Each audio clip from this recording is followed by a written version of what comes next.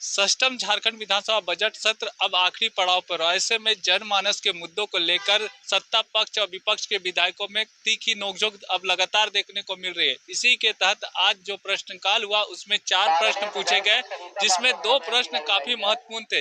एक जो 75% प्राइवेट संस्थानों में आरक्षण की जो नौकरी की बात हुई थी, उसको लेकर जयराम महतो जो विधायक थे उन्होंने सवाल पूछा। वहीं दूसरी ओर स्कूली शिक्षा को लेकर एक जो लगातार री एडमिशन के नाम पर और साथ ही साथ प्राइवेट स्कूलों का जो मनमाना रवैया है उसको लेकर सत्ता पक्ष के विधायकों को घेरने का काम विपक्ष ने किया और इन दोनों मुद्दों को लेकर लगातार सदन गहमागहमी का माहौल देखने को मिला।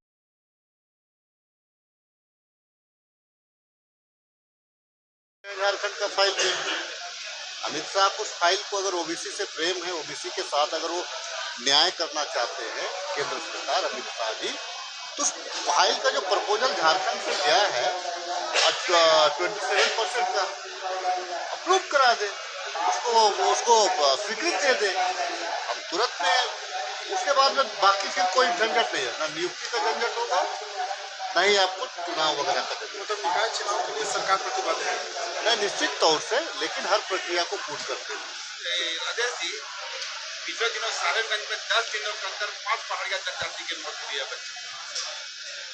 देखिए, ये गंभीर मसले हैं, मैं इस पर राजनीति नहीं करूँगा, लेकिन अगर पहाड़िया बच्चे अगर वहाँ पे थे तो वहाँ के जो जिला सिविल सर्जन जो संज्ञान में लेकर के कारण का पहले पता करिए, लापरवाही कहाँ चूक हुई है, इसकी पुनर्वृत्ति कैसे ना हो, इसकी प्रतिबद्धता उनसे रिटर्न में लेने की जरूरत है।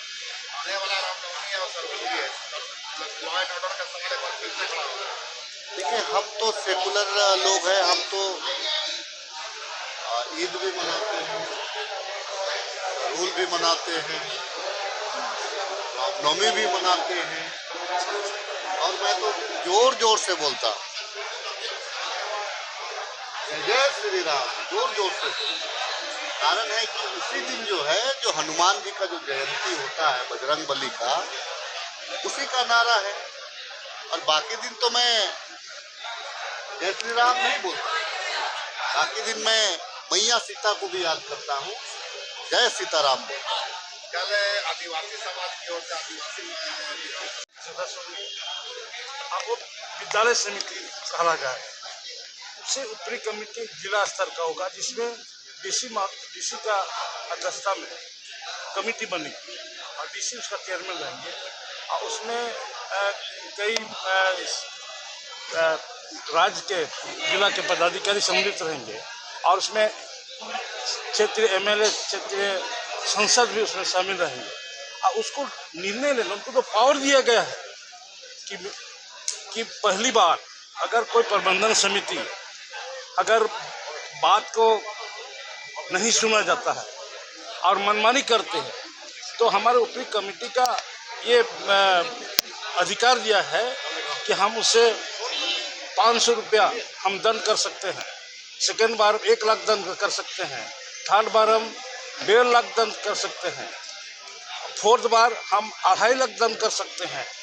और उसका बावजूद भी अगर प्रबंधन कमेटी अगर मनमानी रूप से चला रही है, तो इसका ऊपर कमेटी, जिला का कमेटी, और उनका पावर है कि वो सरकार को अनुशंसित करेगी, और उसका पावर है उस विद्यालय का अस्थायी प्रसूचित गौरव कर सकती है। ये तो पावर दिया गया है जिला में। जो कानून बनाने की बात कही गई, एक मिनट रुकिए ना, कानून बनाने की जो बात कही गई, हाँ, तो क्या विचार करेंगे? क्या बना हुआ, लेकिन पालन कहाँ होता है? स्कूल वाले क्यों नहीं हो रहा है? देते हैं कि जहाँ जाना है जाओ, कुछ नहीं कर पाओगे। तो हाईकोर्ट में भी तो हार चुका, हाईकोर्ट में भी गया था, हाईकोर्ट इसलिए गया था, मेरा पास अधिकार है कि मैं अपने मनमानी ढंग से अपने विद्यालय को चलाऊं, इसलिए 35 स्कूल ने हाईकोर्ट गया था। हाईकोर्ट में जब अपील दायर अपील किया है, दायर अपील स्वीकृत कर दे, लेकिन बहस के दौरान उनको विड्रॉ भी कराया और उसको खारिज भी कर दिया। क्या लग रहा है कि एजुकेशन माफिया काम करता है? क्योंकि कॉफी नहीं है, आप उस पर रिव्यू करके करीब सख्त आप लोग कहाँ दूसरे ले जा रहे हैं? को लाद लाद करके स्कूल ले जाया जा रहा है, उनको घर पहुंचाया जा रहा है, जबकि इसमें आप चार्ज देखिएगा तो लिखा हुआ है कि हर बच्चा को सीट देंगे, सीट पर बैठा के घर ले आएंगे, घर छोड़ देंगे। कहाँ कुछ हो रहा है? खाली शिक्षण संस्थान का बात नहीं है, इसे सरकार में हर तरह का लूट मचा हुआ है। सवाल ले लीजिए एक मिनट सवाल ले लीजिए। मनीष जायसवाल आपके सांसद हैं और फर्स्ट क्लास एकदम लग्जरियस टाइप का स्कूल खोले हुए हैं हजारीबाग में। आपके पड़ोस के हैं कुशवाहा जी। एक्सपोर्ट की शुरुआत क्या आप अपने विधायक सांसद के स्कूलों से करेंगे? मैं क्या कहूँ, इसको दलीय आधार पर मत देखिए, इसको दल के आधार पर मत देखिए। अगर हत्या किसी पार्टी का व्यक्ति अगर किसी का हत्या करेगा, कानून अपना काम करे, कानून को कहाँ रोक रहा है कौन? वह किसी पार्टी का व्यक्ति अगर बच्चे का एक्सटॉर्शन करता है, अभिभावक का मान सेंटिमेंट से खेलता है, री एडमिशन के नाम पर अगर पैसा लेता है, वह किसी दल पार्टी का व्यक्ति हो सकता है, मेरा भाई भी हो सकता है, लेकिन इन सब का नियंत्रण राज्य सरकार के हाथ में है, लगाम राज्य सरकार के हाथ में है। कि निजी स्कूलों का संचालन बंद कर दिया जाए। निजी स्कूलों का संचालन बंद कर दिया जाए, मैं ये नहीं कहूँगा, मैं कहूँगा निजी संस्थान जो अभिभावक के भावना से खेल रहे हैं, 4 गुना पैसा वसूल रहे हैं। कोरोना काल में पढ़ाई नहीं हुआ, उसका भी पैसा बहुत निजी संस्थान द्वारा लिया गया। मेरा ये कहना है, मेरा ये मानना है, कानून नियम संगत कार्रवाई करे, उन पर नकेल लगावे। एक माननीय सदस्य ने बड़ी शालीनता से इस बात को कहा कि भाई हर क्षेत्र में अगर निजी संस्थान में अगर एमएलए को भी अगर उसमें मेंबर बना दिया जाए, उनका भी कॉन्सेंट लिया जाए, हमें लगता है कुछ इस पर कंट्रोल होगा, लेकिन हम उस पर नहीं जाएंगे। सरकार को तो नियंत्रण करना ही चाहिए। ये क्यों नहीं इसकी मांग कर रहे हैं? इसका मांग तो हम भी करते हैं कि प्राइवेट स्कूल से बेहतर सरकारी स्कूल ही क्यों नहीं। इसलिए कि जो मंत्रालय है, शिक्षा मंत्रालय, हम ये नहीं कहेंगे कि आज जेएमएम के सरकार है इसलिए बात बोल रहे हैं। कभी किसी काल में भी प्राइवेट शिक्षण संस्थान को अगर सरकारी शिक्षण संस्थान से बेहतर पढ़ाई हो रहा है, इसीलिए लोग उसमें आकर्षित हो रहे हैं।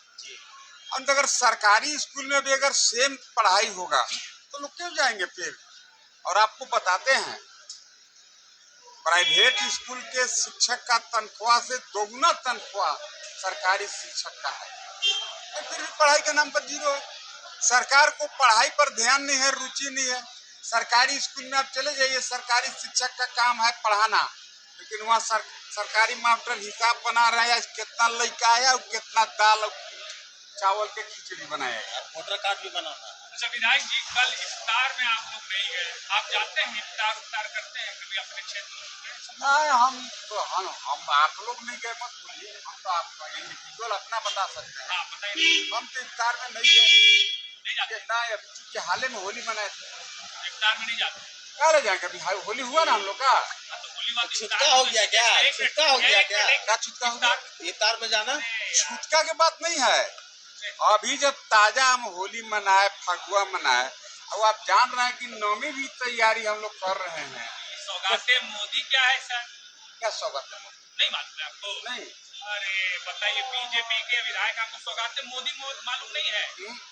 देश भर में जो रोजेदार हैं, मोदी जी उनको एकदम भेज रहे हैं स्पेशल। हम कहाँ कह रहे हैं कि रोजेदार हमारे नहीं है। अब यू टर्न ले लिया। No U turn, nothing. आपका पर्टिकुलर, मैं तो उन रोजेदार का समर्थक। इफ्तार में नहीं गए इसलिए कि नौमी भी मनाएंगे। उनको सारे जगह पे, सारे जो विधानसभा क्षेत्र है उनको पहुंचाना है, शायद आप तक नहीं पहुंच। मुबारक दे रहे हैं, लेकिन आप तो इफ्तार का बात।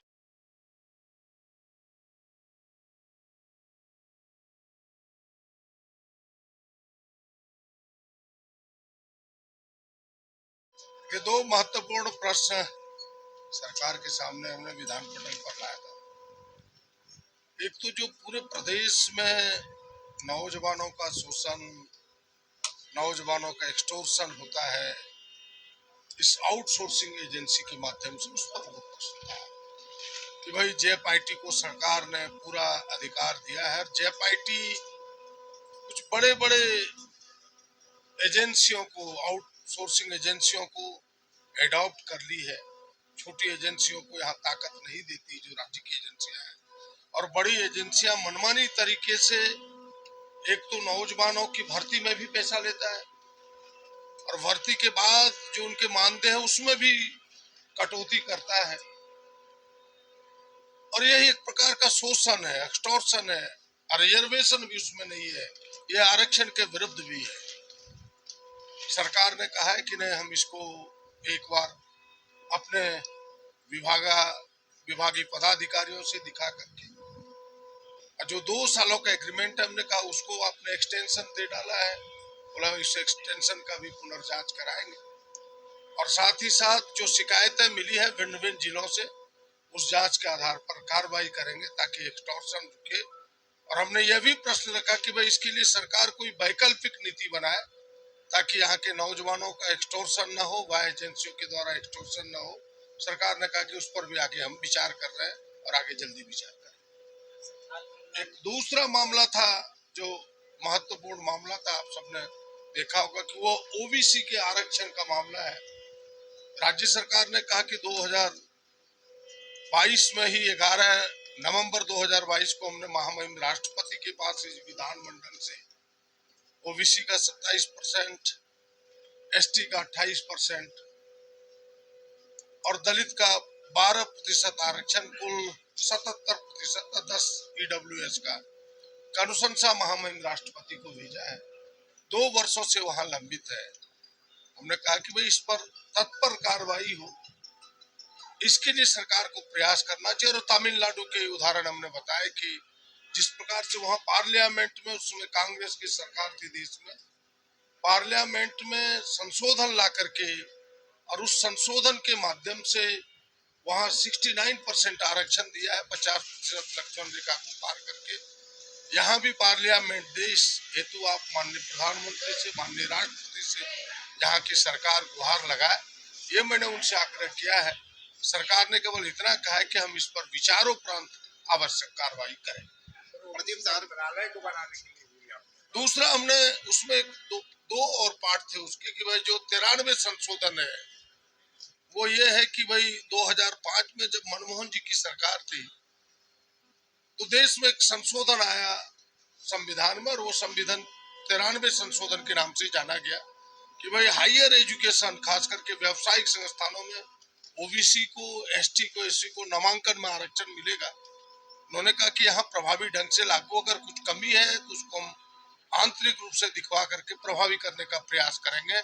और हमने कहा कि भाई पिछड़ों के लिए अलग मंत्रालय की घोषणा हो। सरकार ने कहा कि नहीं, जो अभी मंत्रालय जिसके मातहत काम कर रहे हैं उन्होंने अपनी बात कही है कि हम उसके तहत बेहतर काम कर रहे हैं। अभी सरकार अलग मंत्रालय का एहसास नहीं करती है, लेकिन हमें लगता है कि यह मेरी मांग जायज है। आगे भी भिन्न भिन्न फोरम पर इस मांग को रखेंगे और कांग्रेस पार्टी इस मांग को लेकर के आगे बढ़ेगी। सरकार किस प्रकार से भ्रष्टाचार में लिप्त है या भ्रष्टाचारियों को संरक्षण दे रही है, इसका एक स्पष्ट नमूना विधानसभा के अंदर दिखाई दिया। मैंने ध्यानाकर्षण में के माध्यम से एक सवाल पूछा था जिसमें राज्य के 6 पदाधिकारी जो निबंधन विभाग से जुड़े हुए हैं उनके विषय में लगातार 2-3 साल पहले से उन पर आरोप घटित हुआ जमीन के करोड़ों के संपत्ति, जमीन की लूट का। और ये 6 पदाधिकारी हैं अशोक कुमार सिन्हा जो अभी जिला अवर निबंधक चाईबासा, दूसरा है राजेश एक्का जिला अवर निबंधक हजारीबाग, तीसरे हैं सुजीत कुमार जो निबंधन कार्यालयों के निरीक्षक कोल्हार प्रमंडल चाईबासा, चौथे हैं श्रीमती श्वेता कुमारी प्रभारी उप निबंधन महानिरीक्षक मुख्यालय पांचवा श्री संतोष कुमार, सहायक निबंधन महानिरीक्षक मुख्यालय 1, और श्री राम कुमार मधेसिया, जिला अवर निबंधक जमशेदपुर। ये 6 पदाधिकारी पे गंभीर आरोप है। यहाँ तक कि ये जो मधेसिया साहब है, ये राम कुमार मधेसिया, इनके ऊपर तक तो भ्रष्टाचार निरोधक ब्यूरो के द्वारा और सीबीआई का 2 केस इनके ऊपर लंबित है। ये लोग चार्जशीटेड भी हैं और ऐसे लोगों को भी बढ़िया क्रीम पोस्टिंग करके, बल्कि इनके मन मुताबिक एक पदाधिकारी ऐसे हैं जिनका ट्रांसफर पलामू किया गया, लेकिन वहाँ वो उनका मन नहीं भरा तो उनकी मर्जी से फिर उनका ट्रांसफर हजारीबाग किया गया। तो ऐसे पदाधिकारियों को सरकार संरक्षण दे रही है। और जब मेरा यह जो उनका सरकार का उत्तर आया है तो सब में यही जवाब दिया गया है कि उपायुक्तों से रिपोर्ट मांगा गया है। इनके ऊपर जब उपायुक्त के द्वारा पत्र के माध्यम से आरोप उनके ऊपर गठित हो गया है, प्रपत्र का गठित हो गया है, फिर भी सरकार का जवाब ये आ रहा है कि हम लोगों ने उपायुक्त को भेजा है, उनके स्पष्टीकरण के ऊपर क्या मंतव्य है या मांगा है। मेरा प्रश्न था सरकार से आज के दिन में कि आप ठीक है, मंत्री ने कहा कि मैं 15 दिन के अंदर मैं रिपोर्ट मांगा हूं उपायुक्त से, और मंत्री ने भी पहले नहीं बात किया। जब मेरा ये प्रश्न आज आने को था, इस ध्यानाकर्षण का आज सदन के अंदर डिस्कशन होता, तो आज सुबह मंत्री ने स्वीकार किया कि मैंने आज सुबह उपायुक्त को फोन करके बोला है कि आप 15 दिन के अंदर रिपोर्ट भेजिए। यह सरकार की मंशा स्पष्ट है। मैंने सर मांग किया माननीय मंत्री से कि आप तत्काल, आप ठीक है 15 दिन में रिपोर्ट मंगाइए, लेकिन ऐसे भ्रष्ट पदाधिकारियों के ऊपर, जिनके ऊपर सभी उपायुक्तों ने रिपोर्ट किया है, जिनके ऊपर आरोप गठित हुआ है, जिनके ऊपर सीबीआई का केस चल रहा है, जिनके ऊपर भ्रष्टाचार निरोधक ब्यूरो का केस चल रहा है, ऐसे पदाधिकारियों को तत्काल प्रभाव से आप उस जगह से हटाइए। अगर सस्पेंड नहीं भी कर सकते हैं तो जहां जिस क्रीम जगह पे वो लोग है, प्रभावी जगह पे है, उनको वहां से हटा दीजिए। उसके बाद जांच कीजिए, 15 दिन के अंदर रिपोर्ट मंगाइए। लेकिन अभी भी देखिए, मैंने कहा ये उत्तर सरकार का है। ये पहला है अशोक कुमार सिन्हा, संप्रति जिला अवर निबंधक चाईबासा। दूसरे हैं श्री राजेश एक्का, संप्रति जिला अवर निबंधक हजारीबाग। तीसरे हैं श्री सुजीत कुमार, संप्रति निबंधन कार्यालयों के निरीक्षक कोल्हान प्रमंडल चाईबासा। चौथा श्रीमती श्वेता कुमारी, संप्रति प्रभारी उप निबंधन महानिरीक्षक मुख्यालय। पांचवा है श्री संतोष कुमार, संप्रति सहायक निबंधन महानिरीक्षक मुख्यालय 1। और छठा है श्री राम कुमार मधेसिया, संप्रति जिला अवर निबंधक जमशेदपुर। ये सभी अच्छे जगहों पर पोस्टेड है, प्रभावी जगहों पर इनकी पोस्टिंग है। और मैंने माननीय मंत्री से कहा कि आप तत्काल इनको इनके जगह से हटाइए, इनको सस्पेंड कीजिए, उसके बाद जांच कीजिए या फिर। और मेरा इतना ही नहीं, मेरा यह आरोप क्या कहिएगा, लेकिन यह सच्चाई है कि ऐसे लगभग सभी जिलों में, झारखंड के 24 जिलों में से लगभग 22 जिलों में ऐसे पदाधिकारी हैं जो इस प्रकार के कार्यों में लिप्त है। जो आप कह रहे हैं, राज्य अगर सरकार ऐसे छांटना शुरू कर दे, पदाधिकारियों को सस्पेंड करना, तो आपको लगता है कि मुट्ठी पर पदाधिकारी बचेंगे 24 जिले में? तो इसका मतलब ये थोड़ी ना कि हम भ्रष्टाचारियों से काम कराते रहे। आज जमीन इतना महत्वपूर्ण हो गया, अक्सर आए दिनों धनबाद है, रांची है, जमशेदपुर है, जमीन के कारोबारियों की हत्याएं हो रही है। यही इसका मेन कारण यह है, यह भ्रष्टाचार। और ये राज्य सरकार जो है वो भ्रष्टाचारियों, मैंने पहले भी कहा है कि सरकार के संरक्षण में अपराधियों का मनोबल चल रहा है। और इसलिए यह सरकार इस बात पर तैयार नहीं हुई कि हम उन अफसरों को तत्काल निलंबित करेंगे। और ये भ्रष्टाचार का बहुत बड़ा उदाहरण है।